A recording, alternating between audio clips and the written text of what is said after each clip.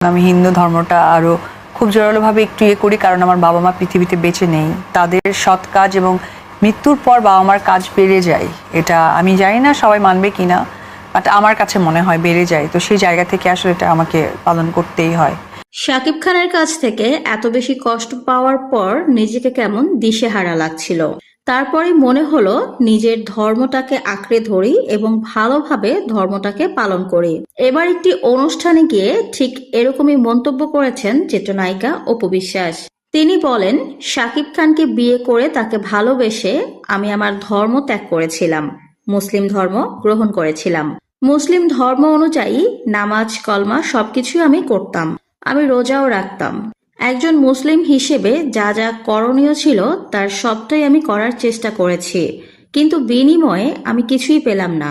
অনেকগুলো বছর সাকিব আমাকে নাকে দড়ি দিয়ে ঘুরিয়েছে, যেটা আমি আগে বুঝতে না পারলেও এখন খুব ভালোভাবে বুঝতে পারছি। বর্তমান সময়ে আমি আর সাকিবকে নিয়ে ভাবছিও না। চিরতরের জন্য তাকে আমার মন থেকে আমি ধুয়ে মুছে সাফ করে দিয়েছি। সাকিবের কাছ থেকে আমি এত বেশি কষ্ট পেয়েছি, সেই কষ্ট পাওয়ার পরই আমার মনে হয়েছে এবার আমার নিজের ধর্মের দিকে মনোযোগী হওয়া উচিত। নিজের ধর্মটাকে আরো ভালোভাবে আঁকড়ে ধরে সেগুলোকে পালন করা উচিত। অপু বিশ্বাস আরো বলেন, তাছাড়া আমার বাবা মার এই পৃথিবীতে বেঁচে নেই, তাদের প্রতিও আমার দায়িত্ব আছে।